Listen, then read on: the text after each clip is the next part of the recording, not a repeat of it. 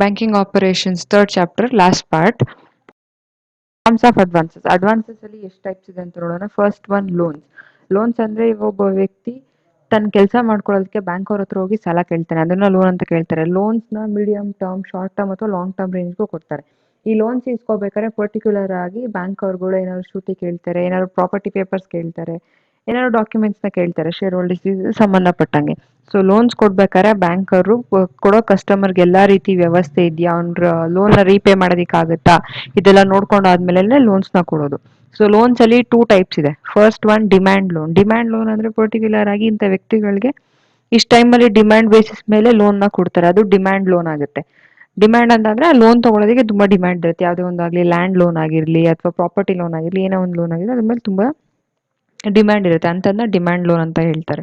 Next one term loan. Term loan ಅಲ್ಲಿ medium term ಮತ್ತೆ long term ಇದ್ರಲ್ಲಿ ಕೊಡ್ತಾರೆ. ಅದರಲ್ಲಿ ಟೂ ಟೈಪ್ಸ್ ಇರುತ್ತೆ, ಮೀಡಿಯಂ ಟರ್ಮ್ ಲೋನ್ ಮತ್ತೆ ಲಾಂಗ್ ಟರ್ಮ್ ಲೋನ್ ಅಂತ ಇರುತ್ತೆ. ಆ ಮೀಡಿಯಂ ಮತ್ತೆ ಲಾಂಗ್ ಟರ್ಮ್ ಲೋನ್ ನ 1 ವರ್ಷದಿಂದ 5 ವರ್ಷದ ರೇಂಜ್ ಅಲ್ಲಿ ಕೊಡ್ತಾರೆ. ಕ್ರೆಡಿಟ್. ಕ್ಯಾಶ್ ಕ್ರೆಡಿಟ್ ಅಂದ್ರೆ ಇವಾಗ ಒಬ್ಬ ಅಕೌಂಟ್ ಹೋಲ್ಡರ್ ಅವ್ನ ಅಕೌಂಟ್ ಓಪನ್ ಮಾಡಿದಾಗ ಅದೇನಾಗುತ್ತೆ, ಕೆಲವೊಂದ್ಸತಿ ಅವ್ನ ಅಕೌಂಟ್ ಅಲ್ಲಿ ಇರೋ ದುಡ್ಡೆಲ್ಲ ಜಾಸ್ತಿ ಇದಾಗಿ ಅವ್ನು ಇನ್ನೊಂದ್ಸತಿ ದುಡ್ಡನ್ನ ಬಾರೋ ಮಾಡುವಂತ ಚಾನ್ಸಸ್ ಬರುತ್ತೆ. ಅದನ್ನ ಕ್ಯಾಶ್ ಕ್ರೆಡಿಟ್ ಅಂತ ಹೇಳ್ತಾರೆ. ಅದು ಬ್ಯಾಂಕಿಂದ ಬಾರೋ ಮಾಡಿದಾಗ ಏನಾಗುತ್ತೆ, ಇವ್ನು ಇಷ್ಟು ದಿನದಲ್ಲಿ ಆ ದುಡ್ಡನ್ನ ವಾಪಸ್ ರೀಪೇ ಮಾಡಬೇಕು ಅಂತ ರೇಂಜ್ ಇರುತ್ತೆ. ಇಷ್ಟು ದಿನದಲ್ಲಿ ಅವ್ನು ತಗೊಂಡಿರ್ತಾನೆ ಅಂತ ಕ್ಯಾಶ್ ಕ್ರೆಡಿಟ್ ಅಂದ್ರೆ, ಇವಾಗ ಒಂದು 10,000 ರೂಪಾಯಿ ಇರುತ್ತೆ, 10,000 ರೂಪಾಯಿ ಖಾಲಿ ಆದ್ಮೇಲೆ ಎಮರ್ಜೆನ್ಸಿಗೆ ಅವ್ನಿಗೇನೋ ದುಡ್ಡು ಬೇಕು ಅಂತ ಟೈಮಲ್ಲಿ ಕ್ಯಾಶ್ ಅವ್ನು ಬ್ಯಾಂಕರ್ಗೆ ಹೇಳಿದಾಗ ಬ್ಯಾಂಕರ್ ಇಷ್ಟು ದುಡ್ಡನ್ನ ಅಂದ್ಬಿಟ್ಟು ಅಕೌಂಟರ್ ಇದಕ್ಕೆ ಹಾಕ್ತಾನೆ. ಅದೇನಾಗುತ್ತೆ, ಅವ್ನು ಹಾಕೋ ದುಡ್ಡು ಮೇಲೆ ಇಂಟ್ರೆಸ್ಟ್ ಕೂಡ ಚಾರ್ಜ್ ಮಾಡ್ತಾರೆ. ಸೊ ಅದನ್ನ ಕ್ಯಾಶ್ ಕ್ರೆಡಿಟ್ ಅಂತ ಹೇಳ್ತಾರೆ. ಸೊ ಇಂಟ್ರೆಸ್ಟ್ ಅವ್ನು ಎಷ್ಟು ದುಡ್ಡು ತೊಗೊಂಡಿರ್ತಾನೋ ಅದ್ರ ಮೇಲೆ ಚಾರ್ಜ್ ಮಾಡ್ತಾರೆ. Next over draft. Over draft ಅನ್ನೋದು ಕ್ರೆಡಿಟ್ ಕಾರ್ಡ್ ಹೋಲ್ಡರ್ಸ್ಗೆ ಜಾಸ್ತಿ ಪೇ ಇದಾಗುತ್ತೆ. ಯಾಕಂದ್ರೆ ಡೆಬಿಟ್ ಕಾರ್ಡ್ ಹೋಲ್ಡರ್ಸ್ ಇರೋರಿಗೆ ಓವರ್ ಡ್ರಾಫ್ಟ್ ಅನ್ನೋದು ಸಾಮಾನ್ಯವಾಗಿ ಎಲ್ಲೂ ಕೊಡಲ್ಲ. ಸೊ ಓವರ್ ಡ್ರಾಫ್ಟ್ ಅಂತ ಅಂದ್ರೆ, ಒಬ್ಬ ಕ್ರೆಡಿಟ್ ಕಾರ್ಡ್ ಹೋಲ್ಡರ್ ಇರೋ ಇದರಲ್ಲಿ ಒಂದು 50,000 ರೂಪಾಯಿ ಇಟ್ಟಿರ್ತಾನೆ, 50,000 ರೂಪಾಯಿ ಖಾಲಿಯಾಗಿ ಹೋಗುತ್ತೆ. ಏಂತಕ್ಕೂ ಇವಾಗ ಒಂದು ಸಡನ್ ಆಗಿ ಎಲ್ಲೋ ಹೋಗ್ತಾನೆ, ಶಾಪಿಂಗ್ ಮಾಡ್ತಾನೆ, ಯಾವುದೋ ಒಂದು ಕೆಲ್ಸಕ್ಕೆ ಇದಕ್ಕೆ ಹೋಗ್ತಾನೆ ಅಂತ ಟೈಮಲ್ಲಿ ಅವ್ನಿಗೆ ದುಡ್ಡು ಬೇಕಾಗುತ್ತೆ. ಆವಾಗ ಏನಾಗುತ್ತೆ, ಬ್ಯಾಂಕರು ಸೀದಾ ಅವ್ನು ಎಲ್ಲಿರ್ತಾನೋ ಎಲ್ಲೇ ಇದ್ರೂ ಅವ್ನ ಅಕೌಂಟ್ಗೆ ದುಡ್ಡನ್ನ ಕ್ರೆಡಿಟ್ ಮಾಡ್ತಾರೆ, ಅದು ಓವರ್ ಡ್ರಾಫ್ಟ್ ಆಗುತ್ತೆ. ಸೊ ಅವನೇನು ಮಾಡ್ಬೋದು, ಅದನ್ನ ವಾಪಸ್ ಟೆಂಪ್ರವರಿ ಅಂದರೆ ಸ್ವಲ್ಪ ದಿನದಲ್ಲಿ ವಾಪಸ್ ಕೊಡ್ತೀನಿ ಅಂತ ಹೇಳ್ಬೋದು, ಅದು ಇಷ್ಟು ದಿನ ಆಗುತ್ತೆ ವಾಪಸ್ ಕೊಡೋದು ಅಂತ ಹೇಳಿ ಅವನು ಲಿಮಿಟೇಷನ್ನ ತೊಗೊಂಡಿರ್ತಾನೆ. ಸೊ ಆ ಲಿಮಿಟೇಷನಲ್ಲಿ ಓವರ್ ಡ್ರಾಫ್ಟಲ್ಲೂ ಒಂದು ಲಿಮಿಟೇಷನ್ ಇರುತ್ತೆ. ಇವಾಗ ಅವ್ನು 50,000 ರೂಪಾಯಿ ಖಾಲಿ ಮಾಡಿದ್ದಾನೆ ಅಂತ ಹೇಳಿ ಅವ್ರು ತಿರ್ಗಾ 30,000 ರೂಪಾಯಿ 20,000 ರೂಪಾಯಿ ಹಾಕ್ದಾಗ ಅಷ್ಟೂ ಅವ್ನು ಖಾಲಿ ಮಾಡೋ ಹಾಗಿಲ್ಲ. ಆ ಓವರ್ ಡ್ರಾಫ್ಟಲ್ಲೂ ಒಂದು ಸ್ವಲ್ಪ ದುಡ್ಡನ್ನ ಅವನು ಉಳಿಸ್ಕೋಬೇಕಾಗುತ್ತೆ, ಅದು ಓವರ್ ಡ್ರಾಫ್ಟ್. ನೆಕ್ಸ್ಟ್ ಅದರಲ್ಲಿ temporary over draft. Temporary over draft ಅಂದರೆ ಬರೀ ಸ್ಮಾಲ್ ಅಮೌಂಟ್ ಆಫ್ ಕಸ್ಟಮರ್ಸಿಗೆ ಕೊಡ್ತಾರೆ. ಇದು ಜಾಸ್ತಿ ಯಾವುದೇ ಒಬ್ಬ ಕ್ರೆಡಿಟ್ ಕಾರ್ಡ್ ಹೋಲ್ಡರ್ಗೆ ಜಾಸ್ತಿ ಬರಲ್ಲ. ಮೇಯ್ನ್ ಆಗಿ ಇದನ್ನ ಗೌರ್ಮೆಂಟ್ ಎಂಪ್ಲಾಯೀಸ್ಗೆ ಅಂತ ಕೊಡ್ತಾರೆ. ಗೌರ್ಮೆಂಟ್ ಎಂಪ್ಲಾಯೀಸ್ಗೂ ಯಾವಾಗ ಕೊಡ್ತಾರೆ ಅಂದರೆ, ಅವ್ರು ಯಾಕೆ ಕೊಡ್ತಾರೆ ಅಂದರೆ ಅವ್ರದ್ದು ಫಿಕ್ಸ್ಡ್ ಇನ್ಕಮ್ ಇರುತ್ತೆ. ಗೌರ್ಮೆಂಟ್ ಎಂಪ್ಲಾಯೀಸ್ ಅಂದರೆ ಅವ್ರ ಇನ್ಕಮ್ ಜಾಸ್ತಿ ಆಗ್ತಾ ಹೋಗುತ್ತೆ ಮತ್ತು ಅವ್ರ ಇನ್ಕಮ್ ಫಿಕ್ಸ್ ಆಗುತ್ತೆ, ಯಾವುದೇ ರೀತಿ ಚೇಂಜಸ್ ಆಗುತ್ತೆ. ಸೊ ಅಂಥ ಟೈಮಲ್ಲಿ temporary overdraft government holders, government ಎಂಪ್ಲಾಯೀಸ್ಗೆ ಅಂತಲೇ ಇಶ್ಯೂ ಮಾಡ್ತಾರೆ. ಇಂಥವ್ರು ಕರೆಂಟ್ ಅಕೌಂಟ್ನ ಹೋಲ್ಡ್ ಮಾಡಿರ್ಬೇಕು. ಯಾವುದೇ ರೀತಿ ಕರೆಂಟ್ ಅಕೌಂಟ್ ಇಲ್ಲ ಅಂದರೆ ಅದನ್ನು ಕೊಡಲ್ಲ.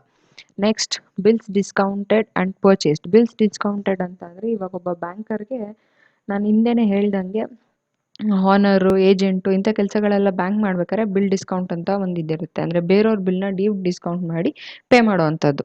ಸೊ ಅದನ್ನು ಬಿಲ್ ಡಿಸ್ಕೌಂಟಿಂಗ್ ಅನ್ನೋ ಕೆಲಸನೂ ಕೂಡ ಬ್ಯಾಂಕರೇ ಮಾಡ್ತಾನೆ. ಸೊ ಈ ಬಿಲ್ ಡಿಸ್ಕೌಂಟಿಂಗ್ ಅನ್ನೋ ಕೆಲಸ ಮಾಡಿದಾಗ ಬ್ಯಾಂಕರ್ಗೆ ಇಷ್ಟು ಅಮೌಂಟ್ ಅಂತ ಇಂಟ್ರೆಸ್ಟು ಅಥವಾ ಕಮಿಷನು ಕೊಡಬೇಕಾಗುತ್ತೆ. ಈ ಬಿಲ್ ಡಿಸ್ಕೌಂಟ್ ಅಂತ ಅಂದರೆ ಬೇರೆಯವ್ರು ನಿಮಗೆ ಕೊಟ್ಟಿರೋ ಬಿಲ್ನ ನೀವು ಸ್ವಲ್ಪ ಡಿಸ್ಕೌಂಟ್ ಮಾಡಿ ಅದನ್ನು ಬೇರೆಯವರಿಗೆ ಪೇ ಮಾಡೋದು ಅಂಥದ್ದು. ನೆಕ್ಸ್ಟ್ ಬಿಲ್ ಪರ್ಚೇಸ್ ಮಾಡೋದು. ಇವಾಗ ಕಸ್ಟಮರ್ ಎಲ್ಲೋ ಬೇರೆ ಕಡೆ ಇರ್ತಾನೆ, ಅವ್ನು ಸಡನ್ ಆಗಿ ಬಿಲ್ನ ಪೇ ಮಾಡೋದಕ್ಕಾಗಲ್ಲ. ಸೊ ಅವನೇನು ಮಾಡ್ತಾನೆ, ಬ್ಯಾಂಕರ್ ಕೈಲಿ ಈ ಬಿಲ್ ಪೇ ಮಾಡಿಬಿಡಿ ಅಂತ ಕೊಟ್ಟಾಗ ಅದೇನಾಗುತ್ತೆ, ಬಿಲ್ ಪರ್ಚೇಸ್ ಆಗುತ್ತೆ. ಅಂದರೆ ಬ್ಯಾಂಕರು ಕಸ್ಟಮರ್ ಕಡೆಯಿಂದ ಆ ಬಿಲ್ನ ಪರ್ಚೇಸ್ ಮಾಡಿ ನಿಮಗೆ ಪೇ ಮಾಡ್ತಾನೆ ಅನ್ನೋದು ಬಿಲ್ ಡಿಸ್ಕೌಂಟ್ ಮತ್ತು ಬಿಲ್ ಪರ್ಚೇಸ್ಡ್ ಆಗುತ್ತೆ. Letter of credit. Letter of credit ಅಂದರೆ ಏನಂತ ನೋಡೋಣ. ಡೆಫಿನೇಷನ್ ಬಂದು, letter issued by the importer's bank in favor of exporter authorizing him to draw bills for an amount specified in it and assuring him of payment against the delivery of prescribed document in his own country. ಒಬ್ಬ importer ಮತ್ತು exporter ಮಧ್ಯೆ ನಡೆಯೋ ಕೆಲಸ ಇದು letter of credit. So ಅದೇನಾಗುತ್ತೆ, ಯಾವುದೋ ಒಬ್ಬ ವ್ಯಕ್ತಿ ಇಂಪೋರ್ಟರ್ ಆಗಲಿ ಅಥವಾ ಎಕ್ಸ್ಪೋರ್ಟರ್ ಆಗಲಿ ಬ್ಯಾಂಕಿಗೆ ಈ ಲೆಟರ್ನ ಕೊಟ್ಬಿಟ್ಟು ನಾನು ಇಲ್ದಲೇ ಇರೋ ಟೈಮಲ್ಲಿ ಪೇಮೆಂಟ್ಸ್ ಅದೇ ಏನೋ ಒಂದು ಗೂಡ್ಸ್ ಆಗಲಿ ಅಥವಾ ಪೇಮೆಂಟ್ ಇದೆ ಅಂತ ಬಂದಾಗ ಅವನೇನು ಮಾಡಬೇಕಾಗುತ್ತೆ, ಅದನ್ನು ಪೇ ಮಾಡಬೇಕಾಗುತ್ತೆ. ಸೊ ಲೆಟರ್ ಆಫ್ ಕ್ರೆಡಿಟ್ ಅಂದರೆ ಅದು ಒಂದು ಲೆಟರ್ ಇಂಪೋರ್ಟರ್ ಮತ್ತು ಎಕ್ಸ್ಪೋರ್ಟರ್ ಮಧ್ಯೆ ಇರುತ್ತೆ. ಇಬ್ಬರಲ್ಲಿ ಯಾರೇ ಒಬ್ಬರು ಅದನ್ನು ಪೇಮೆಂಟ್ ಮಾಡಲಿಲ್ಲ ಅಂತ ಹೇಳೋ ಸಂದರ್ಭದಲ್ಲಿ ಅದನ್ನು ಅವರು ಬ್ಯಾಂಕಿಗೆ ಇಶ್ಯೂ ಮಾಡಿ ಅವರು ಪೇಮೆಂಟ್ ಮಾಡಿಸ್ಕೋಬೋದು. ಸೊ ಅದನ್ನು ಲೆಟರ್ ಆಫ್ ಕ್ರೆಡಿಟ್ ಅಂತ ಹೇಳ್ತಾರೆ. ಲೆಟರ್ ಆಫ್ ಕ್ರೆಡಿಟಲ್ಲಿ ಡಾಕ್ಯುಮೆಂಟ್ಸ್ ಕೂಡ ಅಟ್ಯಾಚ್ ಆಗಿರುತ್ತೆ. ಸೊ ಅವ್ರಿಗೆ ಸಂಬಂಧಪಟ್ಟಿದ್ದ ಡಾಕ್ಯುಮೆಂಟ್ಸ್ ಯಾವುದ್ಯಾವ್ದು ಇರುತ್ತೋ ಅದೆಲ್ಲ ಅದರೊಳಗೆ ಅಟ್ಯಾಚ್ ಆಗಿರುತ್ತೆ. ಸೊ ಅದನ್ನು ಲೆಟರ್ ಆಫ್ ಕ್ರೆಡಿಟ್ ಅಂತ ಹೇಳ್ತಾರೆ. Next, the importer is called the opener and his bank is known as opening bank. Importer ಒಬ್ಬ ವ್ಯಕ್ತಿ ಯಾರು ಇಂಪೋರ್ಟ್ ಮಾಡಿಸ್ಕೋತಾನೋ ಪ್ರಾಡಕ್ಟ್ನ ಅವನ್ನ ಇಂಪೋರ್ಟರ್ ಅಂತ ಕರೀತಾರೆ. ಮತ್ತು ಇಂಪೋರ್ಟರ್ ಓಪನರ್ ಆಗ್ತಾನೆ. ಅವ್ನು ಯಾವ ಬ್ಯಾಂಕಿಂದ ಓಪನ್ ಮಾಡ್ತಿರ್ತಾನೋ ಅವ್ನು ಓಪನ್ ಬ್ಯಾಂಕ್ ಆಗುತ್ತೆ. ಲೆಟರ್ ಆಫ್ ಕ್ರೆಡಿಟ್ ಇಸ್ ಯಾವುದೋ ಒಂದು ಫಾರಿನ್ ಬ್ರಾಂಚಿಗೆ ಲೆಟರ್ ಆಫ್ ಕ್ರೆಡಿಟ್ ಕಳಿಸಿದ್ದಾರೆ ಅಂದರೆ ಅದು ನೆಗೋಷಿಯೇಟಿಂಗ್ ಬ್ಯಾಂಕ್ ಆಗುತ್ತೆ. Parties of letter of credit, ಯಾವ್ಯಾವ ಪಾರ್ಟೀಸ್ ಇರ್ತಾರೆ ಲೆಟರ್ ಆಫ್ ಕ್ರೆಡಿಟ್ ಅಲ್ಲಿ ಅನ್ನೋದು. ಫಸ್ಟ್ ಒನ್ ಅಪ್ಲಿಕೆಂಟ್ ಅಂದರೆ ಓಪನರ್. ಒಬ್ಬ ವ್ಯಕ್ತಿ ಯಾರು ಗೂಡ್ಸ್ನ ಪರ್ಚೇಸ್ ಮಾಡೋದಾಗಲಿ ಅಥವಾ ಲೆಟರ್ನ ಓಪನ್ ಮಾಡ್ತಾರೋ ಅವನು ಓಪನರ್ ಆಗ್ತಾನೆ. ನೆಕ್ಸ್ಟ್ ಒನ್ ಇಶ್ಯೂಯಿಂಗ್ ಬ್ಯಾಂಕ್ ಅಥವಾ opening bank. The bank which issues the letter of credit and undertakes to make payment on the beneficiary of documents. Issuing bank ಅಥವಾ ಓಪನಿಂಗ್ ಬ್ಯಾಂಕ್ ಅಂತ ಅಂದರೆ ಆ ಲೆಟರ್ ಆಫ್ ಕ್ರೆಡಿಟ್ನ ಇಸ್ಕೊಂಡು ಯಾರು payment ಮಾಡ್ತಾರೋ ಅವರು ಇಶ್ಯೂಯಿಂಗ್ ಬ್ಯಾಂಕ್ ಆಗ್ತಾರೆ. Next, beneficiary is the seller of goods who has to get payment from the buyer. Beneficiary ಅಂತ ಅಂದರೆ ಇವಾಗ ಬೈಯರಿಂದ ದುಡ್ಡನ್ನ ಯಾರು ಇಸ್ಕೊತಾರೋ ಮಾರಿರೋ ಇದಕ್ಕೋಸ್ಕರ ಅವ್ರನ್ನ ಬೆನಿಫಿಷಿಯರಿ ಅಂತ ಕರೀತಾರೆ. ನೆಕ್ಸ್ಟ್, ಅಡ್ವೈಸಿಂಗ್ ಬ್ಯಾಂಕ್ ಅಂದರೆ ಒಬ್ಬ ಅಡ್ವೈಸಿಂಗ್ ಬ್ಯಾಂಕಲ್ಲಿ ಏನು ಬರುತ್ತೆ ಅಂದರೆ ಲೆಟರ್ ಇರುತ್ತೆ. ಆ ಲೆಟರ್ನ ಹೇಗೆ ಬೆನಿಫಿಟ್ ಮಾಡ್ಕೋಬೋದು ಅಂತ ಕಸ್ಟಮರ್ಗೆ ಯಾರು ಅಡ್ವೈಸ್ ಕೊಡ್ತಾರೋ ಅದು ಅಡ್ವೈಸಿಂಗ್ ಬ್ಯಾಂಕ್ ಆಗ್ತಾರೆ. ಈ ಅಡ್ವೈಸಿಂಗ್ ಬ್ಯಾಂಕ್ ಪ್ರತಿಯೊಂದು ಕಂಟ್ರಿಲೂ ಇರುತ್ತೆ. ಪರ್ಟಿಕ್ಯುಲರ್ ಆಗಿ ಯಾವ್ಯಾವ ಸಿಚುವೇಶನ್ಗೆ ಯಾವ್ಯಾವ ಗೂಡ್ಸ್ ಸಿಗಬೇಕೋ ಇದ್ರ ಮೇಲೆ ಅವ್ರು ಅಡ್ವೈಸ್ ಮಾಡ್ತಾರೆ. ನೆಕ್ಸ್ಟ್, ಕನ್ಫರ್ಮಿಂಗ್ ಬ್ಯಾಂಕ್ ಅಂದರೆ ಎಕ್ಸ್ಪೋರ್ಟರ್ ಕಂಟ್ರಿಲಿ ಇರುತ್ತೆ ಇದು, which needs confirmation to the letter of credit. ಯಾರೋ ಒಬ್ಬರು ನಿಮಗೆ ಲೆಟ್ರ್ ಕೊಟ್ಟರು ಇಂಥ ಪೇಮೆಂಟ್ ಮಾಡಬೇಕು ಅಂತ ಇದ್ರ ಟೈಮಲ್ಲಿ ಲೆಟ್ರ್ ಕೊಟ್ಟಾಗ ನೀವು ಸಡನ್ನಾಗಿ ಹೋಗ್ಬಿಟ್ಟು ಪೇಮೆಂಟ್ ಮಾಡ್ಬಿಟ್ಟು ಬರೋದಕ್ಕಾಗಲ್ಲ. ಸೊ ಕನ್ಫರ್ಮಿಂಗ್ ಬ್ಯಾಂಕ್ ಅವ್ರು ಏನು ಮಾಡ್ತಾರೆ ಅಂದರೆ ಆ ಲೆಟರ್ ಪರ್ಟಿಕ್ಯುಲರ್ ಪರ್ಸನ್ ಹೆಸರಲ್ಲಿ ಇದೆಯಾ ಅದನ್ನೆಲ್ಲ ಚೆಕ್ ಮಾಡಿ ಇಷ್ಟು ಅಮೌಂಟ್ ಅವ್ರು ಪೇ ಮಾಡಬೇಕು ಅದೆಲ್ಲ ಕರೆಕ್ಟಾಗಿದೆಯಾ ಅಂತ ಚೆಕ್ ಮಾಡಿದ ಮೇಲೇ ಅವರು ಇಶ್ಯೂ ಮಾಡೋದು. ಅದು ಕನ್ಫರ್ಮಿಂಗ್ ಬ್ಯಾಂಕ್ ಅವ್ರದ್ದು ಕೆಲಸ. ನೆಕ್ಸ್ಟ್, ನೆಗೋಷಿಯೇಟಿಂಗ್ ಬ್ಯಾಂಕ್ ಅಂತ ನಾನು ಅವಾಗಲೇ ಹೇಳ್ದಂಗೆ ಯಾರು ಲೆಟರ್ ಆಫ್ ಕ್ರೆಡಿಟ್ನ ಈಸ್ಕೊಂಡು ನಿಮಗೆ ಪೇಮೆಂಟ್ ಮಾಡ್ಕೊಡ್ತಾರೋ ಅವರೇ negotiating bank. Next one, paying bank or nominated bank. Paying bank or nominated bank ಅಂದರೆ paying bank is the bank nominated and authorized by issuing bank to make payments under credit. Bill ಇಸ್ಕೊಂಡ್ಬಿಟ್ಟು ನಿಮಗೆ ಯಾರು payment ಮಾಡ್ಕೊಡ್ತಾರೋ ಅವರೇ paying bank ಆಗ್ತಾರೆ ಅಂದರೆ R nominated bank. ಅಥವಾ ಒಬ್ಬ ವ್ಯಕ್ತಿ ಹೋಗಿ ಹೇಳ್ತಾನೆ ನಾನು ಆ ಬ್ಯಾಂಕಲ್ಲಿ ನಿಮ್ಮ ಡೀಟೇಲ್ಸ್ನ ಕೊಟ್ಟಿದ್ದೀನಿ ನೀವು ಹೋಗಿ ದುಡ್ಡು ಕಲೆಕ್ಟ್ ಮಾಡ್ಕೋಬೋದು ಅಂತ. ಈ ಸಿಚುವೇಶನಲ್ಲಿ ಅವನು ಯಾವ ಬ್ಯಾಂಕ್ನ ನಾಮಿನೇಟ್ ಮಾಡ್ತಾನೋ ಅಥವಾ ಬ್ಯಾಂಕ್ ಬಗ್ಗೆ ಹೇಳ್ತಾನೋ ನಿಮಗೆ ಅದು ನಾಮಿನೇಟಿಂಗ್ ಬ್ಯಾಂಕ್ ಅಥವಾ ಪೇಯಿಂಗ್ ಬ್ಯಾಂಕ್ ಅಂತ ಆಗುತ್ತೆ. Next, reimbursing bank. It is the bank authorized to honor the reimbursement claim of settlement to negotiation or payment. ಕೆಲವೊಂದ್ಸತಿ ಪೇಮೆಂಟ್ ಮಾಡಿದಾಗ ಸಡನ್ ಆಗಿ ತುಂಬ ದೂರದಿಂದ ಪೇಮೆಂಟ್ ಮಾಡಬೇಕು ಅನ್ನೋ ಟೈಮಲ್ಲಿ ಅದು ಕ್ರೆಡಿಟ್ ಆಗೋಕ್ಕೆ ಸ್ವಲ್ಪ ಟೈಮ್ ತೊಗೊಳುತ್ತೆ. ಯೂಶಲಿ ಎಲ್ಲ ಕ್ರಿಯೇಟ್ ಮಾಡೋದು ಅಥವಾ ಡೆಬಿಟ್ ಮಾಡೋದಾಗಲಿ ಕೆಲಸ ಬೇಗ ಆಗಲ್ಲ. ಸೊ ಅಂಥ ಟೈಮಲ್ಲಿ ಏನಾಗುತ್ತೆ, ಲೇಟ್ ಆಯಿತು ಏನೋ ಪ್ರಾಬ್ಲಮ್ ಇತ್ತು ಕ್ಲಿಯರ್ ಆಗಿಲ್ಲ ಅಂತ ಟೈಮಲ್ಲಿ ರಿಎಂಬರ್ಸ್ಮೆಂಟ್ ಆಗ್ಬೋದು. ಅಂದರೆ ನಾವು ಬೇರೆಯವ್ರ ಹತ್ರದಿಂದ ದುಡ್ಡು ಇಸ್ಕೊಂಡಿದ್ದೀವಿ ಇವಾಗ ನಮ್ಗೆ ದುಡ್ಡು ಬೇಡ ಅಂತ ಹೇಳಿದಾಗ ನೀವು ಆ ಬ್ಯಾಂಕಿಗೆ ನೀವು ದುಡ್ಡನ್ನ ವಾಪಸ್ ರಿಎಂಬರ್ಸ್ ಮಾಡ್ಬೋದು. ಅಂದರೆ ಅದನ್ನು ವಾಪಸ್ ಅವ್ರಿಗೆ ಕೊಟ್ಟು ನೀವು ಬಿಲ್ನ ಕಲೆಕ್ಟ್ ಮಾಡ್ಕೋಬೋದು. ಸೊ ಇವೆಲ್ಲ ಪಾರ್ಟೀಸ್ ಅಂದರೆ ಯಾರ್ಯಾರು ಲೆಟರ್ ಆಫ್ ಕ್ರೆಡಿಟಲ್ಲಿ ಇರ್ತಾರೆ ಅನ್ನೋದು. ನೆಕ್ಸ್ಟ್, ಲೆಟರ್ ಆಫ್ ಕ್ರೆಡಿಟಲ್ಲಿ ಎಷ್ಟು ಟೈಪ್ಸ್ ಇದೆ ಅನ್ನೋದು ನೋಡೋಣ. Documentary and clean letter of credit. Documentary ಹೆಸರೇ ಹೇಳ್ದಂಗೆ ಡಾಕ್ಯುಮೆಂಟ್ಸ್ ಒಂದು ಬಿಲ್ ಆಫ್ ಲೆಟರ್ ಆಫ್ ಕ್ರೆಡಿಟಲ್ಲಿ ಯಾವ್ಯಾವ ಡಾಕ್ಯುಮೆಂಟ್ಸ್ ಅಟ್ಯಾಚ್ ಆಗಿರುತ್ತೋ ಡಾಕ್ಯುಮೆಂಟ್ಸ್ ಏನಾದ್ರು ಅಟ್ಯಾಚ್ ಆಗಿರೋ ಲೆಟರ್ ಆಫ್ ಕ್ರೆಡಿಟ್ಗೆ ಅದು ಡಾಕ್ಯುಮೆಂಟ್ರಿ ಲೆಟರ್ ಆಫ್ ಕ್ರೆಡಿಟ್ ಆಗುತ್ತೆ. So documentary letter of credit ಅಂದರೆ ಲೆಟರ್ ಆಫ್ ಕ್ರೆಡಿಟ್ ಜೊತೆಗೆ ಕೆಲವೊಂದು ಡಾಕ್ಯುಮೆಂಟ್ಸ್ ಅಟ್ಯಾಚ್ ಆಗಿರಬೇಕು. ಯಾವುದಂದರೆ ಬಿಲ್ ಆಫ್ ಲ್ಯಾಂಡಿಂಗ್ ಆಗಿರ್ಬೋದು, ಇನ್ಶೂರೆನ್ಸ್ ಪಾಲಿಸಿ ಆಗಿರ್ಬೋದು, ಟ್ರೇಡಿಂಗ್ ಪಾಲಿಸೀಸ್ ಆಗಿರ್ಬೋದು, ಯಾವುದೋ ಒಂದು ಶೇರ್ ಹೋಲ್ಡರ್ಸ್ದು ಅಗ್ರಿಮೆಂಟ್ ಆಗಿರ್ಬೋದು, ಯಾವುದೋ ಒಂದು ರಿಸಿಪ್ಟ್ ಆಗಿರ್ಬೋದು. ಇದೆಲ್ಲ ಯಾವಾಗ ಒಂದು ಬಿಲ್ ಆಫ್ ಕ್ರೆಡಿಟ್ಗೆ ಅಟ್ಯಾಚ್ ಆಗಿರುತ್ತೋ ಅದನ್ನು ಡಾಕ್ಯುಮೆಂಟ್ರಿ ಲೆಟರ್ ಆಫ್ ಕ್ರೆಡಿಟ್ ಅಂತ ಹೇಳ್ತಾರೆ. ಇದು ಮಾಡೋದು ಯಾಕೆ ಅಂದರೆ ಒಂದು ಸೆಕ್ಯೂರಿಟಿ ಇರುತ್ತೆ.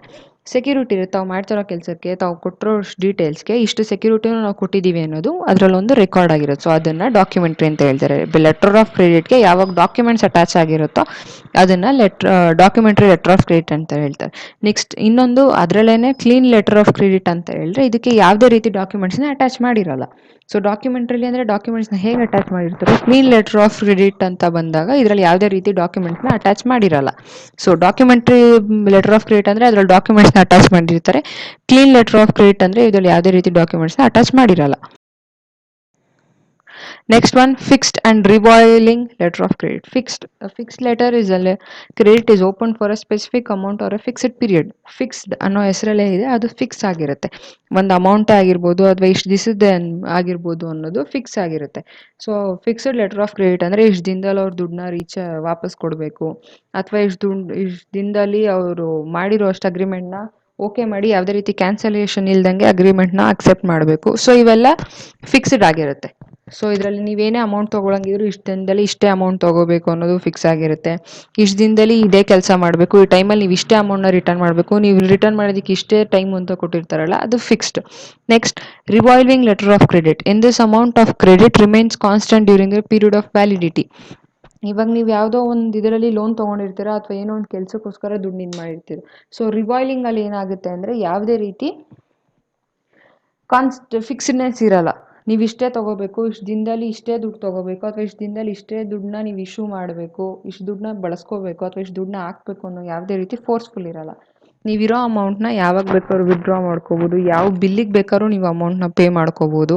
ಸೊ ಯಾವ ಟೈಮಲ್ಲಿ ಬೇಕಾದ್ರೂ ನಿಮಗೆ ಇದಾದಾಗ ಆ ದುಡ್ಡನ್ನ ಯೂಸ್ ಮಾಡ್ಕೋಬೋದು. ಸೊ ರಿವಾಲ್ವಿಂಗ್ ಅಂದರೆ ಕಾನ್ಸ್ಟೆಂಟ್ ಆಗಿರುತ್ತೆ. ಫಿಕ್ಸ್ಡಲ್ಲಿ ಅಂದರೆ ಇರೋ ಅಮೌಂಟ್ ಎಲ್ಲ ಫಿಕ್ಸ್ಡ್ ಆಗಿರುತ್ತೆ. ಸೊ ಯಾವುದೇ ರೀತಿ ನೀವು ಎಕ್ಸ್ಟ್ರಾ ಅಮೌಂಟ್ನ ಚಾರ್ಜ್ ಮಾಡೋದಕ್ಕಾಗಲ್ಲ. ಬಟ್ ರಿವಾಲ್ವಿಂಗಲ್ಲಿ ಅಂದರೆ ನೀವು ಹಾಕಿರೋ ಅಮೌಂಟ್ ಎಲ್ಲ ಕಾನ್ಸ್ಟೆಂಟ್ ಆಗಿರುತ್ತೆ. ನಿಮಗೆ ಯಾವಾಗ ಬೇಕೋ ಅವಾಗ ನೀವು ದುಡ್ಡನ್ನ ಯೂಸ್ ಮಾಡ್ಕೋಬೋದು. Next, with or without recourse letter of credit. With or without ಅಂತ ಹೇಳಿದ್ರೆ, in case of a letter of credit with recourse, the beneficiary of letter of credit holds himself liable to the holders of the bill in the event of dishonor. When the beneficiary does not hold himself liable, such a letter is called without recourse letter of credit. ಇವಾಗ ನೀವು ಯಾವುದೋ ಒಂದು ಬ್ಯಾಂಕರ್ಗೆ ಏನೋ ಒಂದು ಕೆಲಸ ಮಾಡೋದಕ್ಕೋಸ್ಕರ ಒಂದು ಲೆಟ್ರನ್ನ ಅಥವಾ ಬಿಲ್ನ ಕೊಟ್ಟಿರ್ತೀರ. ಫಾರ್ ಎಕ್ಸಾಂಪಲ್ ಚೆಕ್ನ ಕೊಟ್ಟಿದ್ದೀರಾ ಅಂತ ಅನ್ಕೊಳ್ಳೋಣ ಬ್ಯಾಂಕಿಗೆ. ಸೊ ಅವಾಗ ಏನಾಗುತ್ತೆ, ಕೆಲವೊಂದು ಸತಿ ಚೆಕ್ಕಲ್ಲಿ ಏನೋ ಮಿಸ್ಟೇಕ್ ಇತ್ತು ಅಂದಾಗ ಚೆಕ್ಕು ಡಿಸಾನರ್ ಆಗುತ್ತೆ ಅಥವಾ ಕ್ಯಾನ್ಸಲೇಷನ್ ಆಗುತ್ತೆ. ಸೊ ಅಂಥ ಟೈಮಲ್ಲಿ ಏನಾಗುತ್ತೆ ಅಂದರೆ, ಇವಾಗ ನೀವು ಕೊಟ್ಟಿರ್ತೀರಾ ಅಂದರೆ ನೀವು ಬ್ಯಾಂಕ್ ಅವ್ರಿಗೆ ಒಂದು ಅಶ್ಯೂರೆನ್ಸ್ನ ಕೊಡ್ತೀರಾ, ರೆಸ್ಪಾನ್ಸಿಬಿಲಿಟಿ ತೊಗೊತೀರಾ ನೀವು.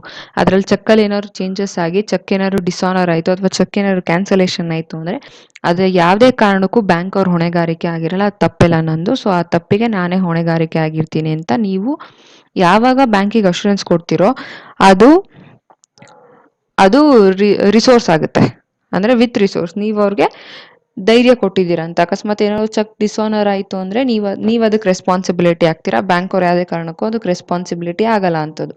ಅಕಸ್ಮಾತ್ ಏನಾದ್ರು ನೀವು ಬ್ಯಾಂಕ್ ಅವ್ರಿಗೆ ಏನಾದ್ರು ಏನೇ ಮಿಸ್ಟೇಕ್ ಆದರೂ ಅದು ನಿಮ್ಮ ತಪ್ಪು, ನಾನು ಅದಕ್ಕೆ ಲಯಬಲ್ ಆಗಲ್ಲ, ಅದಕ್ಕೆ ನಾನು ಜವಾಬ್ದಾರಿ ಆಗಲ್ಲ ಅಂದರೆ, ವಿತ್ತಲ್ಲಿ ಅಂದರೆ ನೀವು ಜವಾಬ್ದಾರಿ ತೊಗೊತೀರಾ, ವಿತೌಟಲ್ಲಿ ಅಂದರೆ ನೀವು ಯಾವುದೇ ರೀತಿ ಜವಾಬ್ದಾರಿ ತೊಗೊಳ್ಳಲ್ಲ. ಏನೇ ಚೆಕ್ ಮಿಸ್ಟೇಕ್ ಆದ್ವಿ, ಚೆಕ್ ಕ್ಯಾನ್ಸಲೇಷನ್ ಆಯಿತು ಅಂದರೆ ಅದಕ್ಕೆಲ್ಲ ಬ್ಯಾಂಕ್ ಅವರು ರೆಸ್ಪಾನ್ಸಿಬಿಲಿಟಿ ಆಗಿರ್ತೀರಾ ಅನ್ನೋದು without recourse letter of credit. Next, back to back letter of credit. If an intermediary in a trade transaction has received a non-transferable letter of credit, he cannot transfer it to the supplier. In such a case, he can request the banker to open a new credit in favor of the supplier on the security of the letter creditor issued in favor. Such a letter is called back-to-back letter of credit. So back-to-back letter of credit ಅಂತ ಏನಂತ ಅಂದರೆ, ಇವಾಗ ಯಾವುದೋ ಒಂದು letter of ಕ್ರೆಡಿಟ್ನ ನೀವು issue ಮಾಡಿರ್ತೀರ. ಯಾರಿಗೆ? ನಿಮ್ಮ ಬ್ಯಾಂಕರ್ಗೆ ಆಗಿರ್ಬೋದು, ಅಥವಾ ಯಾವುದೋ ಒಬ್ಬ ಪರ್ಚೇಸರ್ಗೆ ಆಗಿರ್ಬೋದು, ಸಪ್ಲೈಯರ್ಗೆ ಆಗಿರ್ಬೋದು, ನೀವು ಇಶ್ಯೂ ಮಾಡಿರ್ತೀರ. ಅವಾಗ ಏನಾಗುತ್ತೆ, ಸಪ್ಲೈಯರ್ ಹೇಳ್ತಾರೆ ಈ ದುಡ್ಡನ್ನ ಅಥವಾ ಈ ಪ್ರಾಡಕ್ಟ್ಸ್ನ ಟ್ರಾನ್ಸ್ಫರ್ ಮಾಡೋದಕ್ಕಾಗಲ್ಲ ಅಂತ ಅವ್ನು ಹೇಳ್ತಾನೆ. ಅವಾಗ ನೀವು ಕೇಳ್ಬೋದು, ಯಾಕೆ, ಏನು ಇಶ್ಯೂಸ್ ಇದೆ, ಪ್ರಾಬ್ಲಮ್ ಏನಿದೆ ಅಂತ ನೀವು ತಿಳ್ಕೊಬೋದು. ಸೊ ಆ ಪ್ರಾಬ್ಲಮ್ಸ್ನ ತಿಳ್ಕೊಂಡಾದ್ಮೇಲೆ ನೀವೇನು ಮಾಡ್ತೀರಾ, ಅದೇ ಬಿಲ್ ಆಫ್ ಲೆಟರ್ ಆಫ್ ಕ್ರೆಡಿಟಲ್ಲಿ ನೀವು ಇನ್ನೊಂದು ಲೆಟ್ರನ್ನ ಕಳಿಸ್ತೀರಾ. ಅದೇ ಹೆಸರಲ್ಲಿ ಅದೇ ಇಶ್ಯೂಸ್ನ ಇಟ್ಕೊಂಡು ಏನು ಪ್ರಾಬ್ಲಮ್ ಆಗಿದೆ ಅನ್ನೋದನ್ನು ಚೆಕ್ ಮಾಡಿ ಅದರಲ್ಲಿ ಚೇಂಜಸ್ ಮಾಡಿ ನೀವು ಇನ್ನೊಂದು ಲೆಟ್ರ್ ಕಳಿಸ್ತೀರಾ. ಹಿಂದೆನೇ ಕಳಿಸ್ತೀರಿ, ಯಾವುದೇ ರೀತಿ ಟೈಮ್ ತೊಗೊಳ್ದೇ ಹೊಸ ಕ್ರೆಡಿಟರ್ ಹೆಸರು ಹಾಕಿ ನೀವು ಇದಕ್ಕೆ ಕ್ರೆಡಿಟ್ ಮಾಡ್ಬೋದು ಅಥವಾ ಇವರಿಂದ ನೀವು ಕ್ರೆಡಿಟ್ ತೊಗೋಬೋದು, ನೀವು ಸೆಲ್ ಮಾಡ್ಬೋದು ಅಂತ ನೀವು ಏನು ಡೀಟೇಲ್ಸ್ನ ಹಾಕಿ ಕಳಿಸ್ತೀರೋ ಅದು ಬ್ಯಾಕ್ ಟು ಬ್ಯಾಕ್. ಅಂದರೆ ಒಂದು ಕ್ಯಾನ್ಸಲ್ ಆಯಿತು ಅಂದರೆ ಹಿಂದೆನೇ ಇನ್ನೊಂದು ಲೆಟರ್ ಆಫ್ ಕ್ರೆಡಿಟ್ ಕಳಿಸ್ತೀರಲ್ಲ, ಅದು back to back letter of credit ಆಗುತ್ತೆ. red clause letter of credit. A red clause letter is one which contains a clause which gives to the negotiating bank a grant advance for a short period to the beneficiary up to specified amount at the responsibility of the issuing banker.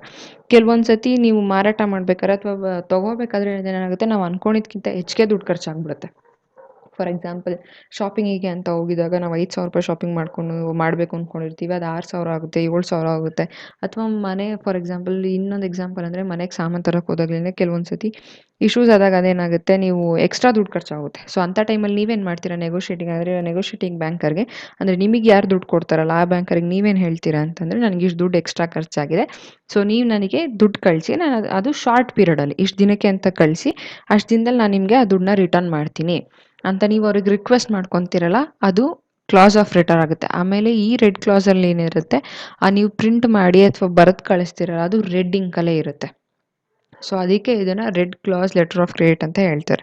So red ಇಂಕಲ್ಲಿ ನೀವು request ಮಾಡಿ, ನಮ್ಗೆ ಇಷ್ಟು ದುಡ್ಡು shortage ಇದೆ, ನೀವು ಅದನ್ನು short ಪೀರಿಯಡಲ್ಲಿ ಕೊಡಿ, ಅದಕ್ಕೆ ನಮ್ಮ ಬ್ಯಾಂಕ್ ರೆಸ್ಪಾನ್ಸಿಬಿಲಿಟಿ ಆಗುತ್ತೆ, ನಾನು ಬ್ಯಾಂಕಿಗೆ ಪೇ ಮಾಡ್ತೀನಿ, ಬ್ಯಾಂಕ್ ಅವ್ರು ನಿಮಗೆ ಟ್ರಾನ್ಸ್ಫರ್ ಮಾಡ್ತಾರೆ ಅಂತ ಹೇಳಿ ನೀವೇನು ಬರೆದು ಕೊಡ್ತೀರಲ್ಲ ರೆಡ್ ಇಂಕಲ್ಲಿ, ಅದು ರೆಡ್ ಕ್ಲಾಸ್ ಆಫ್ ಲೆಟರ್ ಆಗುತ್ತೆ.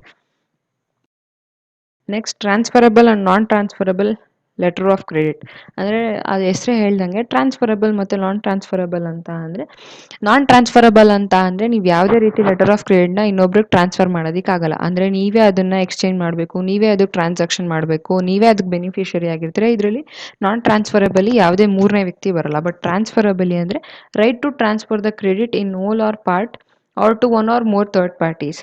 ಸೊ ಟ್ರಾನ್ಸ್ಫರಬಲಿ ಥರ್ಡ್ ಪಾರ್ಟೀಸ್ ಬರ್ತಾರೆ. ನಮ್ಮ ಕೈಲಾಗಲಿಲ್ಲ, ಸೊ ನಾವು ಬ್ಯಾಂಕರಿಗೆ ಕೊಟ್ಟಿದ್ದೀವಿ, ಬ್ಯಾಂಕರಿಂದ ಇಂಪೋರ್ಟರ್ಗೆ ಆಗಲಿ ಎಕ್ಸ್ಪೋರ್ಟರ್ಗೆ ಆಗಲಿ ಟ್ರಾನ್ಸ್ಫರ್ ಮಾಡ್ತಾರೆ ಅಂತ ಸಿಚುವೇಶನ್ಸ್ ಇರುತ್ತೆ. ಸೊ ಟ್ರಾನ್ಸ್ಫರಬಲ್ ಕ್ರೆಡಿಟ್ ಅಂತ ಅಂದರೆ ರೈಟ್ ಟು ಟ್ರಾನ್ಸ್ಫರ್, ಒಬ್ಬ ವ್ಯಕ್ತಿಗೆ ರೈಟ್ಸ್ ಇರುತ್ತೆ ಟ್ರಾನ್ಸ್ಫರ್ ಮಾಡೋದಕ್ಕೆ. ಬಟ್ ನಾನ್ ಟ್ರಾನ್ಸ್ಫರಬಲಿ ಅಂದರೆ ಯಾವುದೇ ರೀತಿ ರೈಟ್ಸ್ ಇರಲ್ಲ. So green class letter of credit, ನಾನು ರೆಡ್ ಕ್ಲಾಸ್ ಹೇಳ್ದಂಗೆ ಇದು green class, red class continuation ಇದು ಗ್ರೀನ್ ಕ್ಲಾಸ್ ಆಗುತ್ತೆ. ಅಂದರೆ ಇದು ಗ್ರೀನ್ ಕ್ಲಾಸ್ ಮೇಯ್ನ್ ಆಗಿ ಬರೋದು ಶಿಪ್ಪಿಂಗಲ್ಲಿ. ಶಿಪ್ಪಿಂಗಲ್ಲಿ ಒಬ್ಬ ಇಂಪೋರ್ಟರ್ ಮತ್ತು ಎಕ್ಸ್ಪೋರ್ಟರ್ ಯಾವುದೇ ರೀತಿ ಶಿಪ್ಪಿಂಗ್ ಆ್ಯಕ್ಟಿವಿಟೀಸ್ ಅಂದರೆ ಪರ್ಟಿಕ್ಯುಲರ್ ಪ್ರಾಡಕ್ಟ್ನ ಇಂಪೋರ್ಟ್ ಮತ್ತು ಎಕ್ಸ್ಪೋರ್ಟ್ ಮಾಡ್ಕೋಬೇಕಾದ್ರೆ ಜಾಸ್ತಿ ಇತ್ತು ಅಂದರೆ ಅದು ಶಿಪ್ಪಿಂಗಲ್ಲೇ ಬರೋದು.